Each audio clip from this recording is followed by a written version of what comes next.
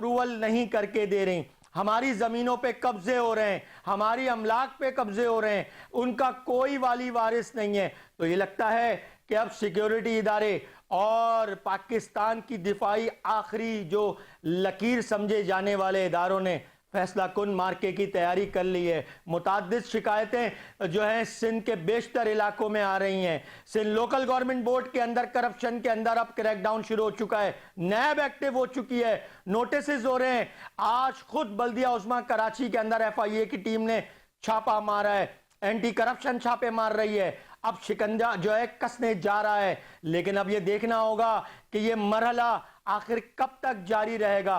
कहीं ऐसा तो नहीं इस बेहतरीन इकदाम के ऑपरेशन के अंदर कोई मफाहिमत पॉलिसी शामिल हो जाए। लेकिन यहां पर सिर्फ इन लैंड ग्रैबर्स का ही शिकंजा कसना नहीं होगा, बल्कि आबाद के अंदर छुपी हुई काली भेड़ों के खिलाफ भी ऑपरेशन करना होगा, उन बिल्डरों के खिलाफ ऑपरेशन करना होगा जो कराची डेवलपमेंट अथॉरिटी की बायलॉज इंडस्ट्रियल जमीनों को जालसाजी के तहत कमर्शियल के अंदर कन्वर्ट कर देते हैं। तो फिर आबाद वाले उस बिल्डर के खिलाफ क्या कार्रवाई करते हैं? ऐसा अभी माजी में ही हुआ है, हाल ही में एक केस है। और अब भी मैं अपने प्रोग्राम को इख्तिताम से कबल एक बहुत बड़ी ब्रेकिंग न्यूज देता जाऊंगा, उसके बाद प्रोग्राम का इख्तिताम करूंगा कि कराची डेवलपमेंट अथॉरिटी ने तारीख की सबसे बड़ी जालसाजी एक इतने बड़े ताकतवर आईनी ओहदे पर बैठे हुए शख्स के वालिद की जमीन भी गैर कानूनी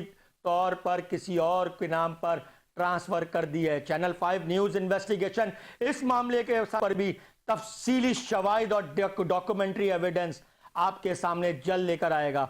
तो अपना और अपने गिरदोनवा का खूब ख्याल रखिएगा। पाकिस्तान की तामीर और तरक्की में हमेशा अपना किरदार अदा कीजिएगा। पाकिस्तान ता कयामत जिंदा।